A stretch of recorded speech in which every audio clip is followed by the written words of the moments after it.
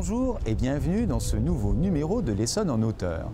À la moitié du 19e siècle, le département de l'Essonne, rendu plus facilement accessible par le développement ferroviaire depuis la gare d'Orsay à Paris, devient l'une des campagnes chics de la capitale. C'est dans ces conditions que le peintre Gustave Caillebotte s'installe à Hyères dans une propriété acquise par son père en 1860.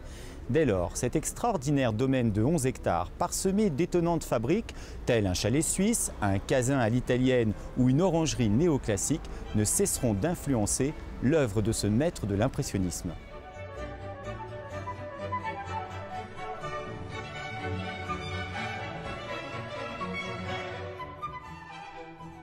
Souvent connu pour ses scènes parisiennes, telles les raboteurs de parquet, le pont de l'Europe ou l'homme au balcon, Caillebotte a vu sa notoriété un peu voilée par ses pairs Monet, Renoir ou Degas. C'est donc à une sorte de réhabilitation que procède la ville d'Hyères en accueillant une exceptionnelle exposition des toiles du maître composée de prêts internationaux et intitulée Gustave Caillebotte à Hyères au temps de l'impressionnisme. Serge Lemoine, professeur émérite à la Sorbonne, ancien président du musée d'Orsay, en a accepté le commissariat et rédigé le catalogue de l'exposition. Il est maintenant temps pour nous d'aller rejoindre notre invité. Serge Lemoine, bonjour, et bienvenue dans l'Essonne en hauteur. Sans mauvais jeu de mots, on pourrait dire qu'en ayant comme responsabilité le commissariat de cette exposition, vous signez un coup de maître. Ma première question est: comment est née l'idée d'une telle exposition en Essonne? Écoutez, c'est le député maire de Hyères, M. Dupont-Aignan, qui m'a proposé de faire une exposition ici à Hyères sur Caillebotte, en tenant compte de l'extraordinaire programme qui a été engagé par la municipalité, qui consistait en quelque sorte à restaurer, à remettre en état la propriété de Caillebotte qui appartient à la commune depuis maintenant plusieurs décennies. Et ce programme qui a été engagé arrive en quelque sorte à échéance, il est terminé, et l'idée est née très rapidement de faire une exposition qui montrerait les œuvres que le peintre Gustave Caillebotte a réalisées dans cette propriété.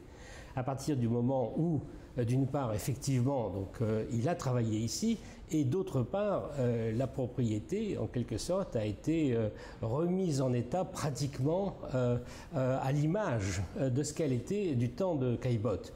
Donc, voilà, c'est une des particularités de cette exposition, qu'on peut parfaitement reconnaître dans les tableaux la propriété et se surprendre dans la propriété à y voir un tableau. Exactement. Donc l'idée, comme vous venez parfaitement de l'exposer, elle est née de cette possibilité de montrer les œuvres qui ont été faites sur place, et effectivement donc de faire ce jeu entre ce qui a été peint au 19e siècle par Gustave Caillebotte et la réalité. Ce qu'il en reste aujourd'hui.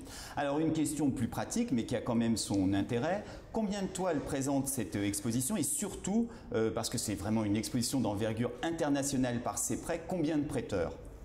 Beaucoup de tableaux, naturellement, d'abord, plus de 40 œuvres qui sont présentées ici. Je n'ai pas voulu me présenter des dessins parce que ça aurait en quelque sorte, non pas compliqué le propos, mais en tout cas ça l'aurait pas rendu plus clair, d'une part, et d'autre part, donc effectivement, des prêts très importants qui ont pu être obtenus parce que nous avons beaucoup travaillé et que, donc effectivement, le projet a séduit les prêteurs qui ont accepté de nous prêter leurs œuvres. Combien de musées prêteurs? Beaucoup de musées. Le nombre exact, je ne me le rappelle plus. D'accord. Mais donc en fait, si vous voulez, des prêts très importants de musées français, à commencer par le musée de Rennes, qui a un des grands chefs-d'œuvre, si vous voulez, qui vient du triptyque qui a été peint ici à Hyères, le musée d'Orsay, mais aussi et surtout, si j'ose dire, des prêts internationaux, notamment du musée de Washington, la National Gallery de Washington. C'est pas rien.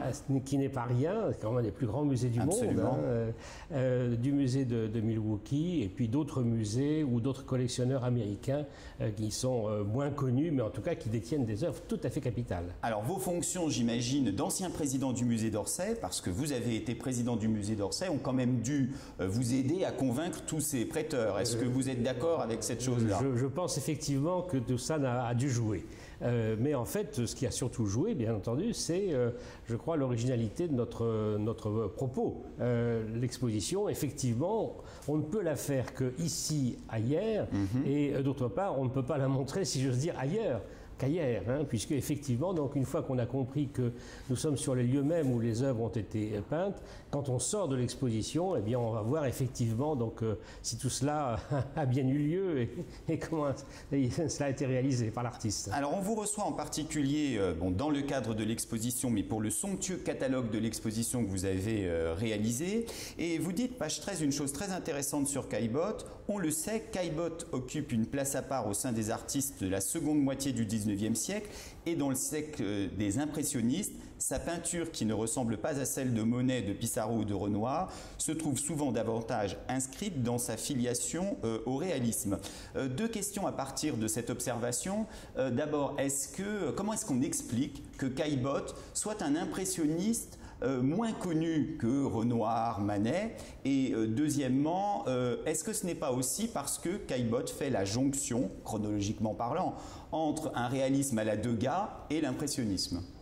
Oui, il y a beaucoup de raisons au fait que Caillebotte soit aujourd'hui moins connu que les autres artistes impressionnistes. L'une des premières raisons, c'est que, d'une part, il était plus jeune que les autres. Donc, il arrive un peu plus tard dans l'actualité de l'impressionnisme. Ça, c'est la première chose. La deuxième, c'est que, donc, effectivement, il a développé un art tout à fait original qui ne ressemble pas, comme vous venez de le dire en me citant, à ceux des autres impressionnistes. Effectivement, on ne peut pas confondre en quelque sorte Caillebotte avec Renoir, avec Monet ou avec Sisley et les autres artistes impressionnistes. Parce que c'est quelqu'un qui a une vision extrêmement originale. Et puis donc la troisième raison, c'est que Caillebotte avait une place vraiment à part à l'époque, étant donné sa position en quelque sorte sociale, sa fortune, et le fait qu'il n'a pas cherché à vendre parce qu'il n'en avait pas besoin, et qu'il est mort très jeune, et qu'après qu'il ait fait ce legs extraordinaire à l'État français de sa collection de tableaux impressionnistes qui se trouve d'ailleurs aujourd'hui au musée d'Orsay, eh bien il a disparu en quelque sorte. Il a été très très vite oublié pour toutes sortes de raisons qu'on n'a pas le temps ici d'expliquer, mais qui sont effectivement donc parfaitement connues. Et donc c'est un artiste, si vous voulez, qui a disparu. D'accord. Et nous le remettons progressivement au premier plan à partir du moment où effectivement, quand on regarde ces tableaux, et notamment tous ceux qui sont ici ailleurs, on s'aperçoit que c'est un des artistes les plus originaux de l'impressionnisme, et oui, de toute la deuxième moitié du XIXe siècle. Alors nous avons souhaité en préambule de cette émission nous trouver dans l'exposition, et nous faisions la remarque que ces tableaux se confondaient avec le paysage qui est quasiment intact par rapport au XIXe siècle. Ce que je vous propose, c'est de poursuivre cet entretien dans le paysage lui-même, ce qui sera une façon pour nous de rentrer dans ses œuvres.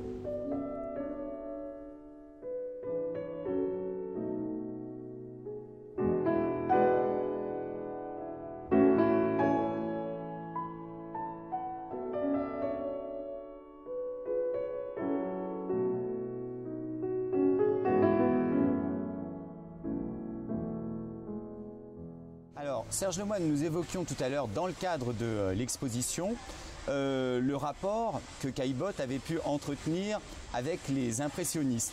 Est-ce que les impressionnistes, les grands impressionnistes, doivent quelque chose à Caillebotte? Non, je ne pense pas qu'ils leur doivent quelque chose sur le plan artistique. Caillebotte d'abord était plus jeune que Monet, que Renoir ou que Sisley. Et d'autre part, donc, il avait une formation différente et il a développé, comme on l'a vu dans l'exposition, un style qui est vraiment très très original et qui n'a pas d'état en quelque sorte sur celui des autres artistes de ce mouvement. En revanche, effectivement, je crois qu'il leur doit beaucoup, les impressionnistes lui doivent beaucoup plutôt, dans la mesure où c'est lui qui supportait les frais des expositions impressionnistes qui étaient organisées à Paris. Oui, parce qu'il était très aisé quand même, Caillebotte. D'ailleurs, cette propriétaire en témoigne. Était très riche grâce à sa famille. Il avait hérité de la fortune de son père, avec naturellement ses frères. Et donc c'est lui qui supportait tous les frais des expositions impressionnistes. Et d'autre part, Caillebotte était lui-même un vrai collectionneur dans l'âme. Hein. Il a fait une collection de timbres avec son frère, il a fait une collection d'orfèvrerie, il avait une collection de faïences aussi extraordinaire, et il a constitué une collection de tableaux, et de tableaux justement impressionnistes, en fait, donc de tableaux de ses amis. De Renoir, de Degas, de Manet, de Sisley, de Cézanne. Donc lui, il a saisi en direct ce qui était déjà l'impressionnisme. Il avait acquis, n'est-ce pas, toutes ces œuvres.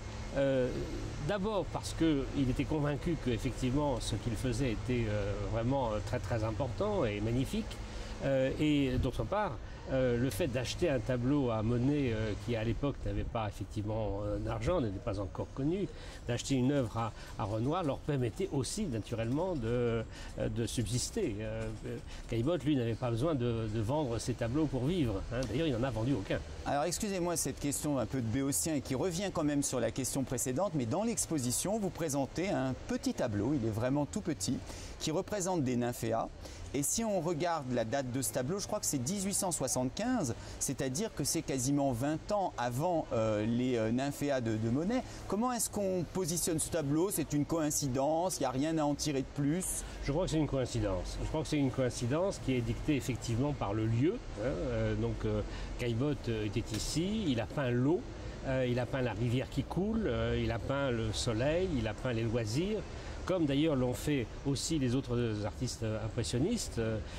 Effectivement, donc on voit que ce thème de l'eau et de la rivière, hein, et de la chose qui coule, qui passe, c'est vraiment un thème impressionniste par excellence. D'accord. Alors vous écrivez toujours... Mais pour les nymphéas, là c'est une pure coïncidence.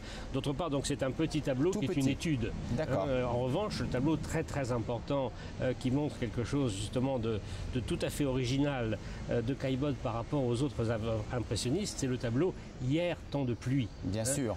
Dans lequel il se passe, j'allais dire, encore moins de choses que dans les autres tableaux impressionnistes. Hein. Il n'y a pas de... Qui est presque pas figuratif. Voilà, il n'y a pas de personnage, il n'y a pas d'histoire, on ne montre rien.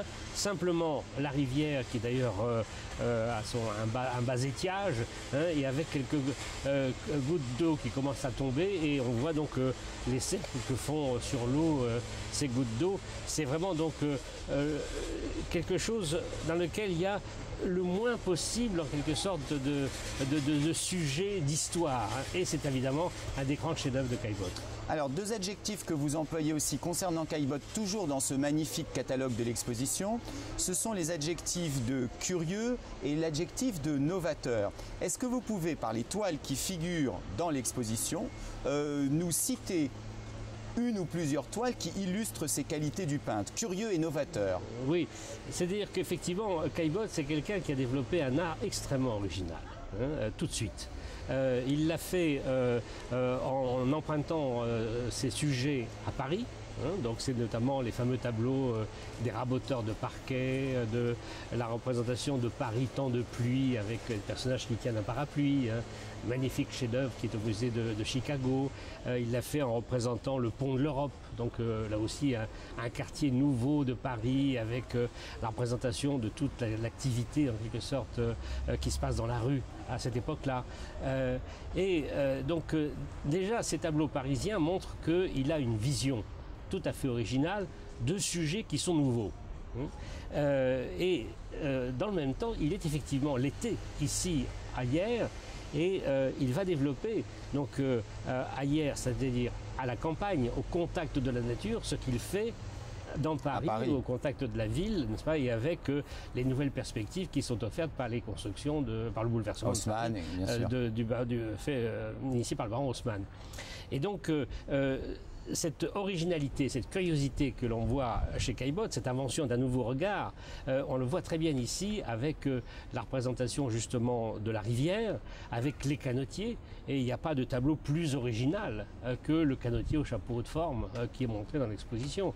Grand chef-d'œuvre par l'invention du sujet en quelque sorte, par la représentation qu'il en donne avec ce gros plan, et en même temps à la fois c'est un gros plan et c'est une une vision large. Hein. De la même manière pour le tableau qui vient du musée de Washington, n'est-ce pas, un grand chef-d'œuvre montrant des canotiers en train de, au travail, en quelque sorte, en pleine activité. En train de canoter. En train de canoter. Et quand on regarde ce tableau, on voit d'abord effectivement des gens qui sont présentés là aussi au premier plan, presque en gros plan, mais en réalité c'est une vue très large. Et donc on a l'impression qu'on a affaire ici à la Seine ou au Mississippi quand on regarde le tableau. En réalité non, il s'agit tout simplement de la petite rivière de Lierre qui borde la propriété et qui l'a représentée. Donc Caillebotte, c'est quelqu'un qui invente une vision et qui élargit, qui ouvre l'espace.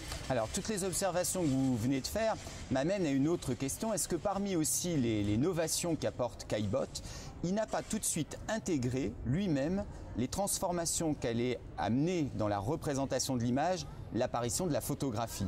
Parce que quand on regarde les toiles de Caillebotte, il y a un œil de photographe. Et si je ne craignais pas d'être anachronique, je dirais il y a presque même un œil de cinéaste. Absolument. Est-ce que vous partagez cette observation? Tout à fait. D'ailleurs, à une époque où on ne connaissait pas bien l'œuvre de Caillebotte et ce qu'il a tenté de faire dans ses tableaux, on disait que Caillebotte a été influencé par la photographie. Hein. Et donc, mais est-ce que ça on peut en attester historiquement? Est-ce que c'est vrai? C'est faux. C'est faux. C'est faux. D'accord. C'est faux.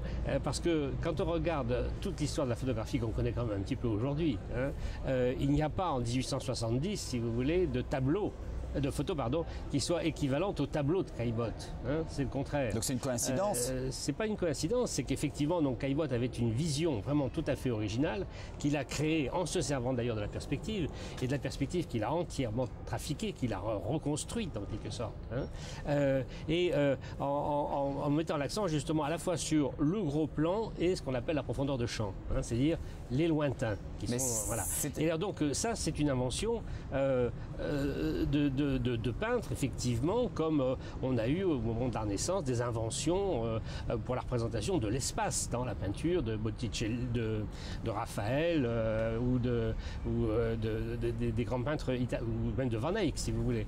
Et alors, ce n'est qu'après que l'on verra justement dans la photographie l'apparition, comme on dit aujourd'hui, de cadrages. Hein, qui sont aussi originaux que ceux de Caillebotte.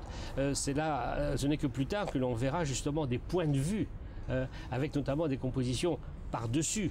Le boulevard vu d'en haut qui est absolument incroyable. Le boulevard vu d'en haut, n'est-ce pas, qui pourrait être entre guillemets une photographie d'André Kertész ou de Molinoïtch, sauf que ces photographies sont des années 20 ou des années 30. Là non, on est 40 ans avant. Donc c'est finalement un novateur d'instinct et pas du tout un novateur en connaissance de cause.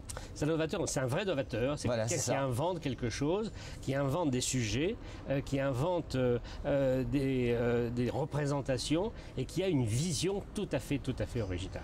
Alors nous nous trouvons donc sur le domaine Caillebotte et évidemment le titre de l'exposition permet de comprendre que ça fait la part belle à ce domaine et plus largement à la vallée d'Hyères. Une question me vient en tête surtout sur le domaine. Est-ce que ce domaine pour Caillebotte c'était un terrain d'exercice ou est-ce que c'était finalement un exercice de style qu'on pourrait appeler variation sur un même thème? Non, je crois que c'était la propriété de sa famille. Hein, donc il y a passé son adolescence à partir de l'âge de 12 ans. Il y a en quelque sorte, il a appris à fréquenter, en quelque sorte, à côtoyer la nature ici, avant qu'il ne soit peintre, puisque de toute façon il avait commencé à faire des études de droit avant de rejoindre l'école des Beaux-Arts. On sent qu'il y a cette espèce de familiarité, si vous voulez, avec l'endroit, qui lui a effectivement permis, comme ça, de trouver ces sujets tellement originaux. Il y a un tableau qui n'est pas dans l'exposition, qui se trouve au musée de Bayeux, qui représente justement toute la famille. Avec sa mère, avec ses compagnes de l'époque, qui sont représentées justement ici au pied de cette terrasse où nous sommes. Et on voit bien donc que c'est chez lui, n'est-ce pas? Il peint ce qu'il voit chez lui. Ensuite, naturellement, il transforme cette vision en pratiquement une vision fantastique, dans la mesure où l'espace qu'il crée, l'espace qu'il invente n'est pas l'exact l'exacte représentation de la réalité, c'est quelque chose qui est transformé. D'accord. Quelle qualité intrinsèque, selon vous, Caillebotte a-t-il trouvé à la vallée d'Hyères? La nature, c'est la nature. C'est un paysage d'abord qui est recomposé, puisque c'est le jardin, hein, c'est le parc, tel qu'ils l'ont trouvé, tel que le père de Caillebotte l'a en quelque sorte transformé, amélioré. Et d'autre part, donc effectivement, ce sont les bords de l'eau. Et puis c'est l'activité que permet justement la rivière. On assiste là vraiment à la création, si vous voulez, pratiquement, non pas d'un nouveau monde, mais d'une nouvelle façon de vivre en quelque sorte, avec justement les loisirs. Les gens qui sont représentés dans les tableaux de Caillebotte, ça veut dire ils ne font rien, ils ne travaillent pas. Hein. Soit ils lisent, soit donc ils font de la broderie, soit effectivement quelques-uns peignent, mais la majeure partie, n'est-ce pas, ils pêchent à la ligne, ils se baignent ou ils font du canot. Et trouvez-moi des représentations de gens qui sont en train de plonger dans la peinture avant Caillebotte, il n'y en a pas. D'accord. Donc, mais il faut dire aussi qu'on ne se baignait pas forcément non plus pour le plaisir, en quelque sorte, avant la deuxième moitié du 19e siècle. Hein. Donc c'est vraiment une invention nouvelle. Hein. Cette activité comme ça de loisirs, cette volonté de faire du sport aussi, de faire du canot, donc un exercice physique, c'est pas seulement apprécier comme ça la nature, c'est aussi faire un exercice physique. Alors, est-ce que l'instinct des choses nouvelles de Caillebotte va jusqu'à lui susurrer l'impératif d'écologie, parce qu'il y a vraiment une opposition très forte entre les tableaux assez célèbres quand même de Paris, hein, vous en avez cité quelques-uns, les rapporteurs de Perquet, bien sûr, les rues de Paris sous la pluie, etc., qui sont quand même toujours dans des tonalités grises, qui font apparaître des matériaux comme le fer avec le pont, etc. Et puis évidemment, toute cette vallée d'Hyères qui est extrêmement verdoyante. Est-ce que l'un est le contrepoint de l'autre conscient? C'est-à-dire, est-ce qu'il y a une critique des travaux d'Haussmann aussi? Ah, pas du tout. Non, il y a une adhésion complète. Hein. C'est vraiment un nouveau monde, là aussi, qui se met en place avec le Paris du XXe siècle, donc en fait, hein, le Paris moderne. Et d'autre part, donc, ces nouvelles constructions, justement, permettent à Caillebotte de trouver des nouvelles perspectives, c'est ce qu'on voit dans le Paris Temps de Pluie ou dans le Pont de l'Europe, hein, donc avec ces perspectives qui vont jusqu'à l'infini, hein, d'une part, et d'autre part, donc c'est vu d'en haut. Hein. C'est pas vraiment une vue aérienne, mais si, c'est le début des vues aériennes en quelque sorte, puisque Caillebotte se met au dernier étage de son balcon et se penche par-dessus le balcon et regarde ce qu'il voit en bas, sur le trottoir, ou dans la perspective du boulevard. Hein. Et donc ça, c'est vraiment en parfaite adéquation avec la transformation urbaine de la ville à ce moment-là.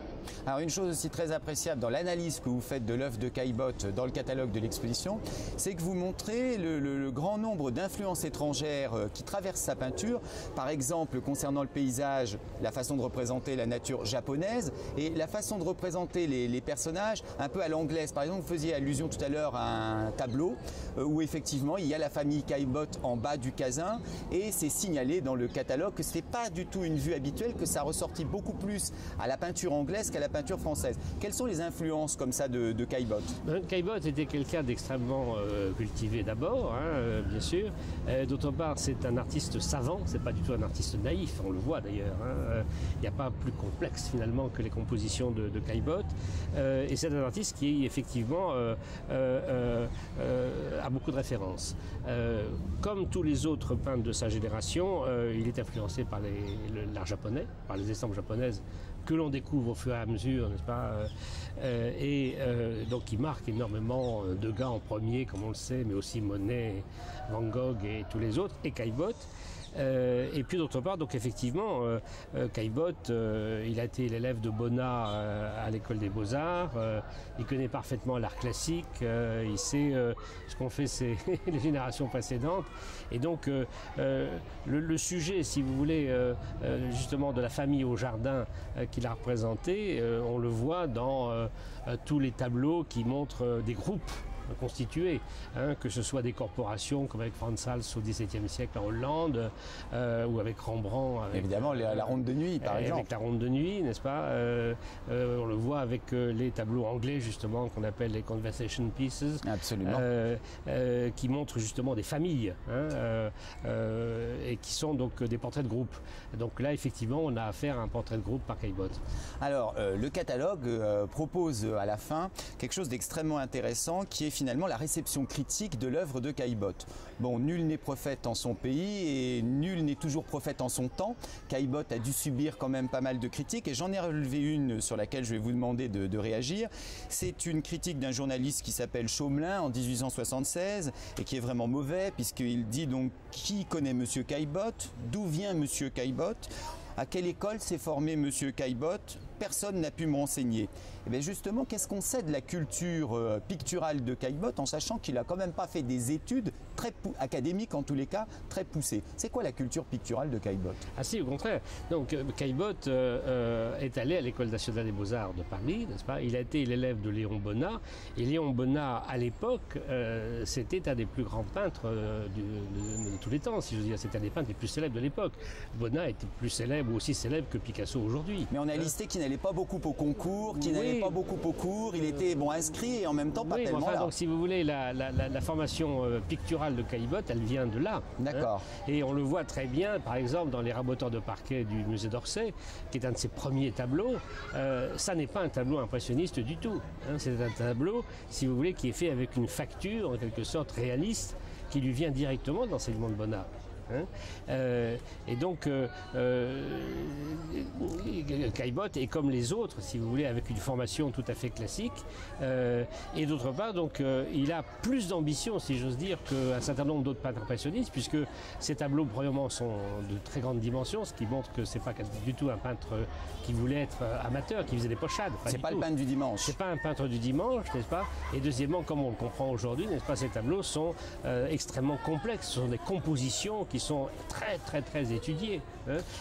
Alors, est-ce que Caillebotte a laissé des écrits théoriques sur sa peinture? Est-ce que ça a été un théoricien de la peinture? Non, il n'y a pas d'écrit, on ne sait rien de tout ça, et l'essentiel a dû être conservé par la famille, mais on ne sait pas très bien comment, et donc peut-être qu'un jour on retrouvera d'autres choses, mais ça m'étonnerait beaucoup. Caillebotte avait une vie extrêmement remplie, en quelque sorte très active, et il a consacré une grande partie de son temps à faire autre chose que de la peinture, hein, notamment donc du jardinage, de l'horticulture. Très beau potager ici. Très beau potager, n'est-ce pas? Et puis surtout, il a fait du bateau. Hein, c'était ça sa principale activité. Donc il faisait du canot d'abord ici, il faisait du bateau sur la Seine, il avait son propre équipage, il participait à des courses, il gagnait les régates. Et puis tout cela ne le satisfaisait pas complètement, donc il s'est mis à dessiner ses propres bateaux, qu'il barrait avec son propre équipage qui lui permettait de gagner les courses. Et puis ensuite, donc, il a même fabriqué ses propres bateaux dans ses propres chantiers navals. D'accord. Ça devait lui prendre du temps. Eh bien écoutez Serge Lemoine, nous vous remercions d'être venu dans l'Essonne en hauteur pour cette somptueuse exposition qui est quand même sûrement l'événement culturel du département, certainement de la région Île-de-France et peut-être un des plus beaux événements culturels français. Au terme de cette émission et de cette saison, nous prenons congé de nos téléspectateurs et nous leur disons à la rentrée prochaine pour une nouvelle saison de l'Essonne en hauteur.